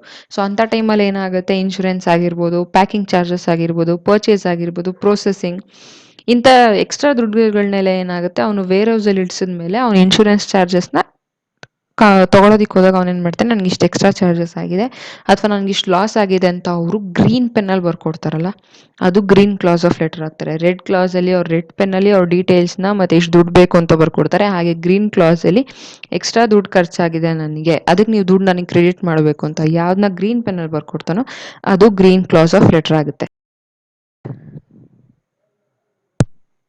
So next topic non performing asset, ಇದು last topic. So non performing asset ಅಂತ ಅಂದರೆ ಕೆಲವೊಂದು ಸತಿ ಅಸೆಟ್ನ ಕ್ಲಾಸಿಫೈ ಮಾಡ್ಬೇಕಾದ್ರೆ ಅವನ್ನ ಲೆಕ್ಕಕ್ಕೆ ತಗೋಬಾರ್ದಾ ಅನ್ನೋದನ್ನೇ ಈ ನಾನ್ ಪರ್ಫಾರ್ಮಿಂಗ್ ಅಸೆಟ್ಸಲ್ಲಿ ಬರುತ್ತೆ. ಸೊ ಅಂಥ ಟೈಮಲ್ಲಿ ಏನು ಮಾಡ್ತಾರೆ, RBI ಅವರು ಗೈಡ್ಲೈನ್ಸ್ ಕೊಟ್ಟಿರ್ತಾರೆ, ಯಾವ ಅಸೆಟ್ನ ಕ್ಲಾಸಿಫೈ ಯಾವುದಕ್ಕೆ ಮಾಡಬೇಕು, ಯಾವ ಅಸೆಟ್ನ ಯಾವುದು ಕ್ಲಾಸಿಫೈ ಮಾಡಬಾರ್ದು ಅನ್ನೋ ಗೈಡ್ಲೈನ್ಸ್ನ RBI ಕೊಟ್ಟಿರ್ತಾರೆ. ಅಸೆಟ್ಸಲ್ಲಿ ಅಂದರೆ ಟ್ರಾನ್ಸ್ಫರಬಲ್ ಆಗಿರ್ಬೋದು, ಫಿಕ್ಸ್ಡ್ ಅಸೆಟ್ಸ್ ಆಗಿರ್ಬೋದು, ಇಂಟ್ಯಾಂಜಿಬಲ್ ಅಸೆಟ್ಸ್ ಆಗಿರ್ಬೋದು, ಟ್ಯಾಂಜಿಬಲ್ ಅಸೆಟ್ಸ್ ಆಗಿರ್ಬೋದು. ಸೊ ಇವನ್ನೆಲ್ಲ ಹೇಗೆ ಕ್ಲಾಸಿಫೈ ಮಾಡಬೇಕು, ಇದನ್ನು ಯಾವ್ಯಾವ ಅಸೆಟ್ನ ಯಾವ್ಯಾವ ಇದ್ರ ಕೆಳಗಡೆ ಐಟಮ್ಸ್ ಕೆಳಗಡೆ ಹಾಕಬೇಕು ಅನ್ನೋದನ್ನ ಗೈಡ್ಲೈನ್ಸ್ನ RBI ಕೊಟ್ಟಿರ್ತಾರೆ. ಸೊ RBI ಗೈಡ್ಲೈನ್ಸ್ ಪ್ರಕಾರ ಬ್ಯಾಂಕ್ ಅವರು ಯಾವ ಅಸೆಟ್ಗೆ ಯಾವ್ದು ಎಷ್ಟು ಚಾರ್ಜ್ ಮಾಡಬೇಕು, ಯಾವ ಅಸೆಟ್ನ ಯಾವ ರೀತಿ ಡಿಪ್ರಿಸಿಯೇಟ್ ಮಾಡಬೇಕು, ಯಾವ ರೀತಿ ಚಾರ್ಜಸ್ನ ಮೇಂಟೈನ್ ಮಾಡಬೇಕು ಅನ್ನೋದನ್ನ ನೋಡ್ಕೊಂಡು ಇದನ್ನೆಲ್ಲ ಮಾಡೋದೇ ನಾನ್ ಪರ್ಫಾರ್ಮಿಂಗ್ ಅಸೆಟ್ಸ್. ಸೊ ಈ ನಾನ್ ಪರ್ಫಾರ್ಮಿಂಗ್ ಅಸೆಟ್ಸ್ ಅಂತ ಅಸೆಟ್ಸಲ್ಲಿ ಎಷ್ಟು ಇದ್ರಿದೆ, ಅಸೆಟ್ಸ್ನ ಯಾವುದೇ ರೀತಿ ಗುಂಪಿಗೆ ಸೇರಿಸಲ್ಲ, ಅದು ಸಪ್ರೇಟ್ ಇರುತ್ತೆ. ಸೊ ಆ ನಾನ್ ಪರ್ಫಾರ್ಮಿಂಗ್ ಅಸೆಟ್ಸ್ಗೆ ಸಪ್ರೇಟ್ ಚಾರ್ಜಸ್ ಇರುತ್ತೆ. ಯಾರು ನಾನ್ ಪರ್ಫಾರ್ಮಿಂಗ್ ಅಸೆಟ್ಸ್ ಇಶ್ಯೂಸ್ ಏನೋ ತೊಗೊಂಡ್ರೆ ಅಥವಾ ನಾನ್ ಪರ್ಫಾರ್ಮಿಂಗ್ ಅಸೆಟ್ಸಿಂದ ಏನೋ ಯೂಸ್ಫುಲ್ ಮಾಡ್ಕೊತೀವಿ ಅಂತ ಹೋದಾಗ ಆ ನಾನ್ ಪರ್ಫಾರ್ಮಿಂಗ್ ಅಸೆಟ್ಸ್ ಬದಲಾಗಿ ಅವರು ದುಡ್ಡನ್ನ ಪೇ ಮಾಡಬೇಕಾಗುತ್ತೆ. ಸೊ ವೇರಿಯಸ್ ಬ್ಯಾಂಕ್ಗಳಲ್ಲಿ ಮ್ಯಾಗ್ನಿಟ್ಯೂಡ್ ಎಷ್ಟು ನಾನ್ ಪರ್ಫಾರ್ಮಿಂಗ್ ಅಸೆಟ್ಸ್ ಅಂದರೆ 2011-12 ಎಷ್ಟು ನಾನ್ ಪರ್ಫಾರ್ಮಿಂಗ್ ಅಸೆಟ್ಸ್ ಇದೆ ಅನ್ನೋದು ಈ ಕೆಳಗಡೆ ಇದೆ.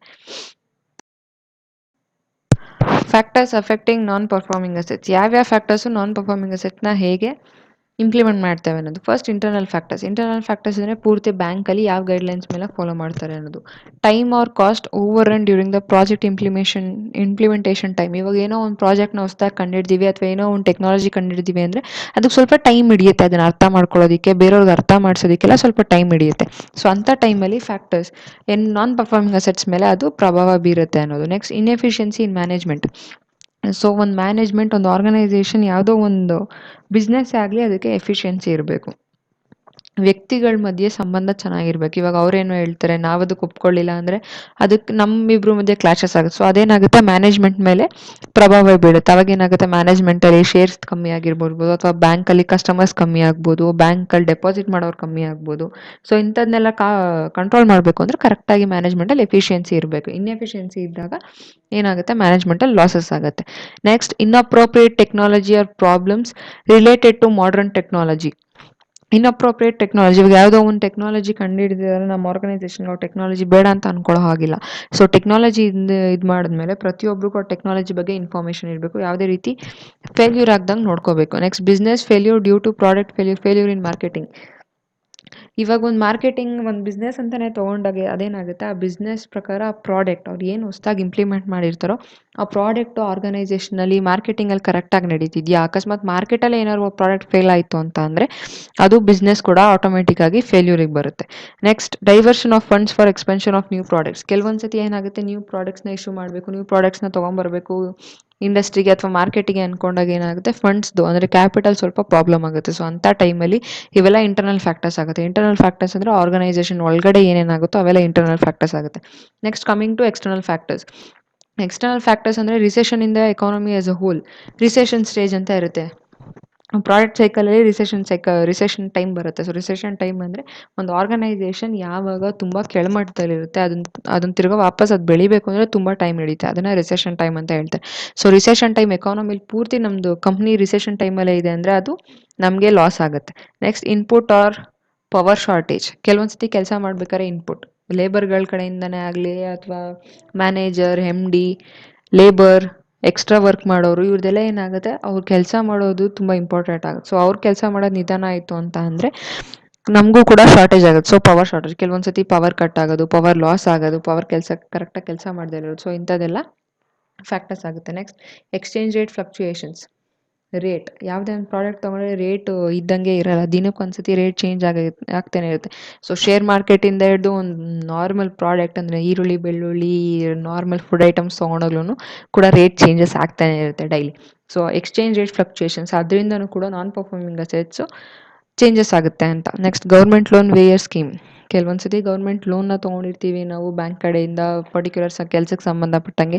ಸೊ ಅದು ವೇರಿಯೇಷನ್ಸ್ ಆಗುತ್ತೆ. ನೀವು ಅದನ್ನು ಪೇ ಮಾಡೋದು ಸ್ವಲ್ಪ ಲೇಟ್ ಆಗ್ಬೋದು, ಅಥವಾ ಗೌರ್ಮೆಂಟ್ ಲೋನ್ ಪೇ ಮಾಡೋದ್ರಲ್ಲಿ ನಿಮಗೇನೋ ಪ್ರಾಬ್ಲಮ್ ಆಗ್ಬೋದು, ಅಥವಾ ಗೌರ್ಮೆಂಟ್ ಕೊಟ್ಟಿರೋ ಅಷ್ಟು ಲೋನ್ ನಿಮಗೆ ರೀಚ್ ಆಗೋಷ್ಟರಲ್ಲಿ ತುಂಬ ಟೈಮ್ ಆಗುತ್ತೆ. ಸೊ ಅಂಥ ಟೈಮಲ್ಲಿ ಏನಾಗುತ್ತೆ, ಗೌರ್ಮೆಂಟ್ ಲೋನ್ ವೇಯರ್ ಸ್ಕೀಮ್ ಅಂತ ಅಂದರೆ ಗೌರ್ಮೆಂಟ್ ಲೋನ್ ಎಲ್ಲ ತೊಗೊಂಡಾಗ ಪರ್ಟಿಕ್ಯುಲರ್ ಆಗಿ ಇಂಥ ವಿಷಯಕ್ಕೆ ಅಂತ ತೊಗೊಂಡಿರ್ತೀವಲ್ಲ, ಸೊ ಅದೆಲ್ಲ ಸ್ವಲ್ಪ ಬೇಗ ಬೇಗ ಮಾಡ್ಕೋಬೇಕು ಅನ್ನೋದು. Next, accidents and natural calamities. Natural calamities ಅಂದರೆ ಏನು ಹೇಳಿ ಕೇಳಿ ಲಾಸಸ್ ಆಗಲ್ಲ. ಸೊ ಆಕ್ಸಿಡೆಂಟ್ಸ್ ಅಂದರೆ ಗೊತ್ತಿಲ್ಲದಲೇನೋ ಆಗೋ ಚಾನ್ಸಸ್ ಇರುತ್ತೆ. ಸೊ ಅಂಥ ಟೈಮಲ್ಲಿ ನಮಗೆ ಲಾಸ್ ಆಗುತ್ತೆ ಅಂತ ಹೇಳೋದು. ಅದರ್ ಫ್ಯಾಕ್ಟರ್ಸ್, ಇಂಟರ್ನಲ್ ಮತ್ತು ಎಕ್ಸ್ಟರ್ನಲ್ ಫ್ಯಾಕ್ಟರ್ಸ್ನ ಬಿಟ್ಟು ಅದರ್ ಫ್ಯಾಕ್ಟರ್ಸ್ ಏನು ಚೇಂಜಸ್ ಆಗ್ಬೋದು ಅಂತ. Sudden crashing of capital markets and the failure to raise adequate funds. Capital ಮಾರ್ಕೆಟ್ಸಲ್ಲಿ ಆಗಲಿ ಅಥವಾ ಶೇರ್ ಮಾರ್ಕೆಟ್ಸಲ್ಲಿ ಆಗಿ ಸಡನ್ನಾಗಿ ಕ್ರ್ಯಾಶಿಂಗ್ ಆಗುತ್ತೆ. ದುಡ್ಡಲ್ಲಿ ಏನೋ ಎಕ್ಸ್ಚೇಂಜ್ ಆಯಿತು, ಅಥವಾ ಪರ್ಟಿಕ್ಯುಲರ್ ಬಿಸ್ನೆಸ್ ಪಾರ್ಟರ್ಸ್ ಮಧ್ಯೆ ಏನೋ ಕ್ರ್ಯಾಶ್ ಆಯಿತು. ಅಂಥ ಟೈಮಲ್ಲಿ ಏನಾಗುತ್ತೆ, ಅದು ಗೊತ್ತಿಲ್ಲದಲೇ ಆಗುವಂಥ ತಪ್ಪುಗಳು. ಇವಾಗ ಯಾರೋ ಒಬ್ಬ ಬಿಸ್ನೆಸ್ ಪಾರ್ಟ್ನರ್ಸ್ ಜಗಳ ಆಡ್ತಿದ್ದಾರೆ ಅಂದರೆ ನಮಗೆ ಗೊತ್ತಿಲ್ಲದಲೇ ಆಗೋ ತಪ್ಪುಗಳದು. ಸೊ ಅಂಥ ಟೈಮಲ್ಲಿ ಏನಾಗುತ್ತೆ, ಅದು ನಾನ್ ಪರ್ಫಾರ್ಮಿಂಗ್ ಅಸೆಟ್ಸ್ ಆಗಲಿ ಅಥವಾ ಯಾವುದೋ ಒಂದು ಆರ್ಗನೈಸೇಷನ್ ಮೇಲೆ ತುಂಬ ಪ್ರಾಬ್ಲಮ್ಸ್ ಉಂಟು ಮಾಡುತ್ತೆ ಅನ್ನೋದು. Next, I leverage and I cost of borrowing. Leverage ಅಂದರೆ ಇಂಟ್ರೆಸ್ಟ್ ಚಾರ್ಜ್ ಮಾಡೋದು. ನೀವು ಎಷ್ಟು ದುಡ್ಡು ತೊಗೊಂಡಿರ್ತಾರೋ ಅದು ಅಷ್ಟು ದುಡ್ಡಿಗೆ ಜಾಸ್ತಿ ಇಂಟ್ರೆಸ್ಟ್ ಚಾರ್ಜ್ ಮಾಡೋರು ಇರ್ತಾರೆ. ಸೊ ಅಂಥ ಟೈಮಲ್ಲಿ ಏನಾಗುತ್ತೆ, ನಾವು ತೊಗೊಳ್ಳೋ ದುಡ್ಡು ಮೇಲೆ ಹೈ ಕಾಸ್ಟ್ ಆಫ್ ಲೆವರೇಜ್ನ ಆಗ್ತಿಲ್ಲವ್ರನ್ನ ನೋಡ್ಕೋಬೇಕು. ಇಂಟ್ರೆಸ್ಟು ನಮಗೆ ಕರೆಕ್ಟಾಗಿ ಪ್ರಾಫಿಟ್ ಆಗಿರ್ತಾನೆ ನಾವು ಇಂಟ್ರೆಸ್ಟ್ ಇನ್ನೊಬ್ರಿಗೆ ಪೇ ಮಾಡೋದಕ್ಕೆ. ಸೊ ಅದನ್ನೆಲ್ಲ ನೋಡಿಕೊಂಡು ನಾವು ತೊಗೊಳ್ಳೋ ಸಾಲನ ಲಿಮಿಟೇಷನಲ್ಲಿ ಇಟ್ಕೋಬೇಕು ಯಾವಾಗಲೂ. Next, miss match of funding. ಇವಾಗ ಯಾರೋ ಒಬ್ರು ಏನು ಮಾಡ್ತಾರೆ, ಫಂಡ್ ಕೊಡ್ಬೇಕಾದ್ರೆ ಏನು ಮಾಡ್ತಾರೆ, ನಮಗೆ ಶಾರ್ಟ್ ಟರ್ಮ್ ಲೋನ್ ಅಂತ ಕೊಟ್ಟಿರ್ತಾರೆ, ಬಟ್ ಅವ್ರು ಮೆನ್ಷನ್ ಮಾಡ್ಬೇಕಾದ್ರೆ ಅದು ಲಾಂಗ್ ಟರ್ಮ್ ಲೋನ್ಸ್ ಆಗೋಗಿರುತ್ತೆ. ಸೊ ಅದೇನಾಗುತ್ತೆ, ಮಿಸ್ ಮ್ಯಾಚ್ ಆಗುತ್ತೆ. ನಮಗೆ ಕೊಟ್ಟಿರೋದು ಶಾರ್ಟ್ ಟರ್ಮು, ನಾವು ಅವ್ರಿಗೆ ಲಾಂಗ್ ಟರ್ಮ್ ಪೇ ಮಾಡಿ ಅಂದರೆ ಅದಕ್ಕಾಗುತ್ತೆ. ನಮಗೆ ಕೊಟ್ಟಿರೋದು ಒಂದು ಲಕ್ಷ ರೂಪಾಯಿ ಅಂದರೆ ಅವ್ರು ನಮಗೆ 5 ಲಕ್ಷ ರೂಪಾಯಿ 6 ಲಕ್ಷ ರೂಪಾಯಿ ಕಟ್ಟಿ ಅಂದರೆ ಆಗಲ್ಲ, ಅದು ಪ್ರಾಬ್ಲಮ್ ಆಗುತ್ತೆ. ಸೊ ಅಂಥ ಟೈಮಲ್ಲಿ ಏನಾಗುತ್ತೆ, ಆರ್ಗನೈಸೇಷನ್ ಮೇಲೆ ಪ್ರಾಬ್ಲಮ್ ಆಗುತ್ತೆ ಅನ್ನೋದು. Next, poor monitoring of credits ಅಂತ ಅಂದರೆ ಒಬ್ಬ ವ್ಯಕ್ತಿ ಇವಾಗ ಕ್ರೆಡಿಟ್ ಮಾಡ್ಬೇಕಾದ್ರೆ ಅದು ಕರೆಕ್ಟಾಗಿ ಆ ವ್ಯಕ್ತಿಗೆ ಕ್ರೆಡಿಟ್ ಆಗ್ತಾ ಇದೆಯಾ ಅನ್ನೋದನ್ನ ಫಸ್ಟ್ ನೋಡ್ಕೋಬೇಕು. ಕ್ರೆಡಿಟಲ್ಲಿ ಯಾವುದೇ ರೀತಿ ಚೇಂಜಸ್ ಆಗಬಾರ್ದು. ಸೊ ಚೇಂಜಸ್ ಆಯಿತು ಅಂದಾಗ ಏನಾಗುತ್ತೆ, ನಮಗೂ ಪ್ರಾಬ್ಲಮ್ ಆಗುತ್ತೆ, ಈಸ್ಕೊಳೋರ್ಗೂ ಪ್ರಾಬ್ಲಮ್ ಆಗುತ್ತೆ. ಸೊ ಅಂಥ ಟೈಮಲ್ಲಿ ಏನು ಮಾಡಬೇಕು, ನಾವು ನೀಟಾಗಿ ಮಾನಿಟರ್ ಮಾಡಬೇಕು. ಎಲ್ಲ ಕೆಲಸಗಳನ್ನು ಕರೆಕ್ಟಾಗಿ ನಡೀತಾ ಇದೆಯಾ, ಎಲ್ಲ ಕೆಲಸಗಳು ಪ್ರಾಪರ್ ಆಗಿದೆಯಾ ಅನ್ನೋದನ್ನ ಮಾನಿಟರ್ ಮಾಡಬೇಕು. Next, early warning signals, E W S ಅಂತ ಅಂದರೆ ಏನು ಮಾಡ್ತಾರೆ ಇವರು, NPAsನ ಚೆಕ್ ಮಾಡೋದಕ್ಕೋಸ್ಕರನೇ recent technology early warning signals ಅಂತ ಇಟ್ಕೊಂಡಿರ್ತಾರೆ. ಸೊ, ಈ ಅರ್ಲಿ ವಾರ್ನಿಂಗ್ ಸಿಗ್ನಲ್ಸ್ ಏನು ಮಾಡುತ್ತೆ ಅಂತ ಅಂದರೆ, ಕೆಲವೊಂದು ಸತಿ ಲೋನ್ ತೊಗೊಂಡಾಗ ಅಥವಾ ಏನೋ ಒಂದು ಸಾಲ ಮಾಡ್ಕೊಂಡಾಗ ಅಥವಾ ಯಾವುದೋ ಒಂದು ಪರ್ಟಿಕ್ಯುಲರ್ ಅಸೆಟ್ ಮೇಲೆ ಲೋನ್ ತೊಗೊಂಡಾಗ ಅದೇನಾಗುತ್ತೆ, ಅದು ಡೈರೆಕ್ಟಾಗಿ ಆ ಕ್ರೆಡಿಟ್ ದುಡ್ಡು ತೊಗೊಂತಿರೋನು ರೀಪೇ ಮಾಡೋದಕ್ಕಾಗತ್ತಾ ಅಂತ ಚೆಕ್ ಮಾಡುತ್ತೆ. ಇವೆಲ್ಲ ರೀಸೆಂಟ್ ಟೆಕ್ನಾಲಜೀಸ್. ಸೊ, ಅವ್ರೇನು ಮಾಡ್ತಾರೆ, ಪೊಟೆನ್ಷಿಯಲ್ ಆಗಿ ಅವ್ರು ಇದಕ್ಕೆ ಇಶ್ಯೂ ಮಾಡ್ತಾರಾ, NPS ಕರೆಕ್ಟಾಗಿ ವರ್ಕ್ ಆಗ್ತಿದೆಯಾ, ಇದೆಲ್ಲ ಚೆಕ್ ಮಾಡೋದಕ್ಕೇನೆ ಅರ್ಲಿ ವಾರ್ನಿಂಗ್ ಸಿಗ್ನಲ್ಸ್ ಅನ್ನೋದನ್ನು ಎಸ್ಟಾಬ್ಲಿಷ್ ಮಾಡಿ ಪ್ರತಿಯೊಂದು ಬ್ಯಾಂಕ್ಗಳೂ ಇದನ್ನ ಇಟ್ಕೊಂಡಿರ್ತಾರೆ. ಯಾಕೆ ಅಂದರೆ ಇದು ಹೆಲ್ಪ್ ಮಾಡುತ್ತೆ ನಾನ್ ಪರ್ಫಾರ್ಮಿಂಗ್ ಅಸೆಟ್ಸ್ ಐಡೆಂಟಿಫೈ ಮಾಡೋದಕ್ಕೆ, ಅವ್ರ ಪೊಟೆನ್ಷಿಯಲ್ ಆಗಿದೆಯಾ, ಇದನ್ನೆಲ್ಲ ಚೆಕ್ ಮಾಡೋದಕ್ಕೆ ಅಂತಲೇ ಅರ್ಲಿ ವಾರ್ನಿಂಗ್ ಸಿಗ್ನಲ್ಸ್ನ ಇಂಪ್ಲಿಮೆಂಟ್ ಮಾಡಿ. Next, classification of EWS. ಇದರನ್ನು 5 ಟೈಪಲ್ಲಿ ಕ್ಲಾಸಿಫೈ ಮಾಡಿದ್ದಾರೆ. First financial warning signals. Financial warning signals ಇದು ಪರ್ಟಿಕ್ಯುಲರ್ ಆಗಿ ದುಡ್ಡಿನ ವಿಚಾರಕ್ಕೆ ಬರುತ್ತೆ. ಫೈನಾನ್ಷಿಯಲಿ ಏನೇನು ವಾರ್ನಿಂಗ್ಸ್ನ ನಮಗೆ ಕೊಡ್ಬೋದು NPA ಇದು ಮಾಡ್ಬೇಕಾದ್ರೆ ಅನ್ನೋದು. ಡಿಫಾಲ್ಟ್ ಇನ್ ರೀಪೇಮೆಂಟ್ ಅಂದರೆ ವಾಪಸ್ ಕೊಡ್ಬೇಕಾದ್ರೆ ಏನೇನು ತೊಂದರೆ ಆಗುತ್ತೆ ಅಂತ ಇದರಲ್ಲಿ ಫಸ್ಟು ತೋರಿಸ್ಕೊಡುತ್ತೆ. ಇವಾಗ ಏನೇ ಒಂದು ತೊಗೊಂಡ್ರು ಅದನ್ನು ವಾಪಸ್ ರೀಪೇ ಮಾಡಬೇಕಲ್ವ, ಲೋನ್ ತೊಗೊಂಡ್ಮೇಲೆ, ಸಾಲ ತೊಗೊಂಡ್ಮೇಲೆಲ್ಲ. ಸೊ, ಡಿಫಾಲ್ಟ್ ಇನ್ ರೀಪೇಮೆಂಟ್ ಏನೋ ಒಂದು ಚೇಂಜಸ್ ಆಗ್ತಿದೆ ಅಂದಾಗ ಅದು ಡಿಫಾಲ್ಟ್ ಅಂತ ಆಗುತ್ತೆ. ಅವ್ರು ಇಷ್ಟು ದಿನ ಆದರೂ ಕೊಟ್ಟಿಲ್ಲ ಅಂತ ಹೇಳಿದಾಗ ಅವ್ರದ್ದೇನೋ ಪ್ರಾಬ್ಲಮ್ ಇದೆ, ಅದು ಡಿಫಾಲ್ಟ್ ಆಗುತ್ತೆ ಅನ್ನೋದನ್ನ ಇದು ತೋರಿಸ್ಕೊಡುತ್ತೆ, ವಾರ್ನಿಂಗ್ ಕೊಡುತ್ತೆ ನಮ್ಗೆ ಅದು. ನೆಕ್ಸ್ಟ್, ಕಂಟಿನ್ಯೂಯಸ್ ಇರ್ರೆಗ್ಯುಲಾರಿಟಿಯಿಂದ ಅಕೌಂಟ್. ಇವಾಗ ಒಂದು ಅಕೌಂಟ್ ಓಪನ್ ಮಾಡಿದ್ಮೇಲೆ ಇಷ್ಟು ದಿನಕ್ಕೆ ಅಂದ್ಬಿಟ್ಟು ನಾವು ಡೆಪಾಸಿಟ್ ಮಾಡ್ತಿರ್ತೀವಿ ಅಥವಾ ಅದನ್ನ ವಿಡ್ರಾ ಮಾಡ್ಕೋತಾ ಇರ್ತೀವಿ. ಸೊ, ಯಾವಾಗ ಇರ್ರೆಗ್ಯುಲಾರಿಟಿಯಿಂದ ಅಕೌಂಟ್ ಓಪನ್ ಮಾಡಿ ಬಿಟ್ಟಿದೆ ಆಯಿತು, ತಿರ್ಗಿ ನಾವು ಬ್ಯಾಂಕ್ ಕಡೆ ಹೋಗಿಲ್ಲ, ನಾವು ಡೆಪಾಸಿಟ್ ಮಾಡಿಲ್ಲ, ನಾವು ಅದನ್ನು ತೊಗೊಂಡಿಲ್ಲ ಅಂತ ಹೇಳಿದಾಗ ಅದೇನಾಗುತ್ತೆ, ಇರ್ರೆಗ್ಯುಲಾರಿಟಿ ಆಗುತ್ತೆ. ಅದ್ರ ಬಗ್ಗೆನೂ ವಾರ್ನಿಂಗ್ ಕೊಡುತ್ತೆ. Next, raising sales but falling profits.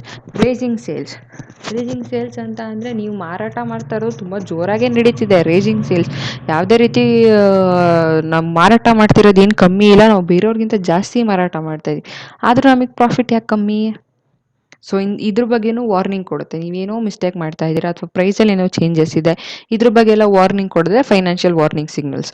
Next, rising level of bad ಡೆಪ್ಟ್ ಲಾಸ್ ಅಂದರೆ ನೀವು ದುಡ್ಡು ಕೊಡಬೇಕಾಗುತ್ತೆ, ನೀವು ದುಡ್ಡು ಕೊಟ್ಟಿರಲ್ಲ, ಅದರಿಂದ ನಿಮಗೆ ಪ್ರಾಬ್ಲಮ್ಸ್ ಜಾಸ್ತಿ ಆಗುತ್ತೆ. ಸೊ, ಅದ್ರ ಬಗ್ಗೆ ನಿಮಗೆ ವಾರ್ನ್ ಕೊಡೋದು ಇದೇನೆ. Next, declining sales compare to previous period. ಹೋದ ವರ್ಷಕ್ಕಿಂತ ಈ ವರ್ಷ ನಮಗೆ ಬೆಳೆ ಜಾಸ್ತಿ ಆಯಿತು ಅಥವಾ ನಾವು ಮಾಡಿರೋ ಪ್ರಾಡಕ್ಟ್ ಜಾಸ್ತಿ ಆಯಿತು ಅಂದರೆ ಅದು ನಮಗೆ ಪ್ರಾಫಿಟ್ ಆಗುತ್ತೆ. ಅಕಸ್ಮಾತ್ ನಾವು ಬೆಳೆದಿರೋ ಅಷ್ಟು ಪ್ರಾಡಕ್ಟ್ನ ಸೇಲ್ ಮಾಡಲಿಲ್ಲ ಅಂದರೆ ಅದು ಲಾಸ್ ಆಗುತ್ತಲ್ವಾ. ಸೊ, ಇದೇನಾಗುತ್ತೆ, ಕಂಪೇರ್ ಮಾಡುತ್ತೆ ಹೋದ ವರ್ಷಕ್ಕೂ ಈ ವರ್ಷಕ್ಕೂ ಎಷ್ಟು ಸೇಲ್ಸ್ ಆಗಿದೆ, ನಮ್ಗೆ ಎಷ್ಟು ಪ್ರಾಫಿಟ್ ಆಗಿದೆ ಅನ್ನೋದನ್ನ ಫೈನಾನ್ಷಿಯಲ್ ವಾರ್ನಿಂಗ್ ಸಿಗ್ನಲ್ಸ್ ಕಂಪೇರ್ ಮಾಡಿ ನಮಗೆ ತೋರಿಸ್ಕೊಡುತ್ತೆ. Next, second one, operational warning signals.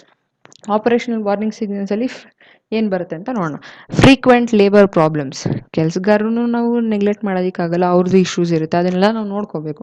So, ಅದರಲ್ಲಿ ಏನಾಗುತ್ತೆ, ಫ್ರೀಕ್ವೆಂಟ್ ಲೇಬರ್ ಪ್ರಾಬ್ಲಮ್ಸ್ನ ಫ್ರೀಕ್ವೆಂಟಾಗಿ ಅದು ವಾರ್ನ್ ಡಿಟೆಕ್ಟ್ ಮಾಡ್ತಾ ಹೋಗುತ್ತೆ. ನೆಕ್ಸ್ಟ್, ಲಾಸ್ ಆಫ್ ಇಂಪಾರ್ಟೆಂಟ್ ಕಸ್ಟಮರ್ಸೇ ಆಗಿರಲಿ, ಒಂದು ಬ್ಯಾಂಕಿಗೆ ಆಗಿರಲಿ ಅಥವಾ ಒಂದು ಆರ್ಗನೈಸೇಷನ್ಗೆ ಆಗಲಿ ಕಸ್ಟಮರ್ಸ್ ತುಂಬ ಇಂಪಾರ್ಟೆಂಟ್. ಕಸ್ಟಮರ್ಸ್ ಇರೋದ್ರಲ್ಲಿ ಯಾವುದೇ ಒಂದು ಆರ್ಗನೈಸೇಷನ್, ಬ್ಯಾಂಕ್ ಆಗಲಿ ಯಾವುದೋ ಒಂದು ಕೆಲಸನೂ ನಡೆಯಲ್ಲ.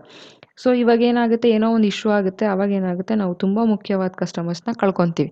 ಅವ್ರೇನು ಮಾಡ್ತಾರೆ, ನಮ್ಮ ಮೇಲೆ ನಂಬಿಕೆನೇ ಇಲ್ಲ, ನಿಮ್ಮ ಮೇಲೆ ನಂಬಿಕೆ ಇಲ್ಲ, ನಿಮ್ಮ ಕೆಲಸದ ಮೇಲೆ ಅಂತ ಹೇಳಿ ಅವ್ರು ಹೊರಟೋಗ್ತಾರೆ. ಅವಾಗ ಏನಾಗುತ್ತೆ, ಅವ್ರು ತುಂಬ ಇಂಪಾರ್ಟೆಂಟ್ ಕಸ್ಟಮರ್ಸ್ ಆಗಿರ್ತಾರೆ, ತುಂಬ ವರ್ಷದಿಂದ ನಮ್ಮ ಜೊತೆ ಕೆಲಸ ಮಾಡ್ಕೊಂಡು ಅಥವಾ ನಮ್ಮ ಕಡೆಯಿಂದ ಕೆಲಸ ತೊಗೊಂಡು ನಮಗೆ ಪ್ರಾಫಿಟ್ ಮಾಡ್ತಾ ಇರ್ತಾರೆ. ಸೊ, ಅಂಥ ಟೈಮಲ್ಲಿ ಇದು ವಾರ್ನ್ ಮಾಡುತ್ತೆ. Next, non payment of electricity pages. ಕೆಲವೊಂದು ಸತಿ ಎಲೆಕ್ಟ್ರಿಸಿಟಿ ಬಿಲ್ ಪೇ ಮಾಡಿಲ್ಲ ಅಂದರೆ ಮನೇಲೇ ಎಲೆಕ್ಟ್ರಿಸಿಟಿ ಕಿತ್ತಾಕ್ಬಿಟ್ಟು ಹೋಗ್ತಾರೆ. ಇನ್ನು ದೊಡ್ಡ ಆರ್ಗನೈಸೇಷನಲ್ಲಿ ಬಿಡ್ತಾರಾ? ಸೊ, ಅದೇನಾಗುತ್ತೆ, ವೇಜಸ್ನೆಲ್ಲ ಕರೆಕ್ಟಾಗಿ ಕೊಡಬೇಕು, ಎಲೆಕ್ಟ್ರಿಸಿಟಿ ಇದೆಲ್ಲ ಪೇ ಮಾಡಬೇಕು ಅನ್ನೋದು ವಾರ್ನಿಂಗ್ ಕೊಡ್ತಾ ಹೋಗುತ್ತೆ. Next, evidence of over stalking and under stalking investors. Over stalking ಅಂತ ಅಂದರೆ ನಾವು ಅಂದ್ಕೊಂಡಿರೋದಕ್ಕಿಂತ ಜಾಸ್ತಿ ಸ್ಟಾಕ್ ಹೋಲ್ಡರ್ಸ್ ಅಥವಾ ಶೇರ್ ಹೋಲ್ಡರ್ಸ್ ಇರ್ತಾರೆ. ಅಂಡರ್ ಸ್ಟಾಕಿಂಗ್ ಅಂದರೆ ನಾವು ಅಂದ್ಕೊಂಡಿರೋದಕ್ಕಿಂತ ಕಮ್ಮಿ ಶೇರ್ ಹೋಲ್ಡರ್ಸ್ ಇರ್ತಾರೆ. ಸೊ, ಅವಾಗ ಏನು ಮಾಡಬೇಕು ಅಂತ ಇದು ವಾರ್ನ್ ಕೊಡ್ತಾ ಹೋಗುತ್ತೆ. Next, under utilisation of plant capacity. ಒಂದು ದೊಡ್ಡ ಆರ್ಗನೈಸೇಷನ್ ಅಂದರೆ ಅದರಲ್ಲಿ ತುಂಬ ದೊಡ್ಡದಾಗಿ ಬಿಲ್ಡಿಂಗ್ ಕಟ್ಟಿ ದೊಡ್ಡದಾಗಿ ಬಿಲ್ಡಿಂಗ್ ಕಟ್ಬಿಟ್ಟು ಅದರೊಳಗಡೆ ಟೆಕ್ನಾಲಜಿನೇ ಇಲ್ಲ ಅಂತಂದರೆ ಹೇಗೆ ಕೆಲಸ ಮಾಡೋದಕ್ಕಾಗುತ್ತೆ? ಸೊ, ಆ ಪ್ಲಾಂಟ್ ಎಷ್ಟು ದೊಡ್ಡದಾಗಿರುತ್ತೋ ಅದರಲ್ಲಿರೋ ಟೆಕ್ನಾಲಜೀಸ್ ಹಂಗೆ ಇರಬೇಕು, ಟೆಕ್ನಾಲಜಿ ಬಗ್ಗೆ ಡೀಟೇಲ್ಸ್ ಎಲ್ಲರಿಗೂ ಗೊತ್ತಿರಬೇಕು. ಸೊ, ಅದನ್ನು under utilisation of plant capacity ಅಂತ. Next, managerial warning signals. ಏನೇನು ಕೆಲಸದ ಇದ್ರ ಬಗ್ಗೆ ಏನು ಬರುತ್ತೆ ಅದು. ಅಂಡರ್ಟೇಕಿಂಗ್ ಆಫ್ ಅಂಡರ್ ರಿಸ್ಕ್ಗಳ ಬಗ್ಗೆನೂ ನಾವು ತಿಳ್ಕೋಬೇಕು. Next, fudging of financial system. Fudging ಅಂದರೆ ಮರ್ಜ್ ಮಾಡ್ಬೇಕಾದ್ರೆ, ಫೈನಾನ್ಷಿಯಲ್ ಇನ್ಸ್ಟ್ರೂಮೆಂಟ್ಸ್ನ ಮರ್ಜ್ ಮಾಡ್ಬೇಕಾದ್ರೆ ಅದರಿಂದ ಏನು ಪ್ರಾಬ್ಲಮ್ಸ್ ಆಗುತ್ತೆ. ಇವಾಗ ಯಾವುದೋ ಒಂದು ಹೊಸ ಕಂಪ್ನಿನ ತೊಗೊಳ್ತೀವಿ ಅಂತ ಅಂದರೆ ಆ ಕಂಪ್ನಿಲಿರೋ ಫೈನಾನ್ಷಿಯಲ್ ಇನ್ಸ್ಟ್ರೂಮೆಂಟ್ಸ್ನೆಲ್ಲ ನಾವು ತೊಗೊಳ್ತಾ ಹೋಗ್ತೀವಿ. ಒಂದು ಶೇರ್ಸ್ ಆಗಿರ್ಬೋದು, ಡಿಬೆಂಚರ್ಸ್ ಆಗಿರ್ಬೋದು. ಸೊ, ಅಂಥ ಟೈಮಲ್ಲಿ ತೊಗೊಳಕ್ಕೆ ಹೋದಾಗ ಏನೇನು ಪ್ರಾಬ್ಲಮ್ಸ್ ಆಗುತ್ತೆ ಅನ್ನೋದು ಇದು ಇಶ್ಯೂ ಮಾಡ್ತಾ ಹೋಗುತ್ತೆ. Next, change in management of ownership.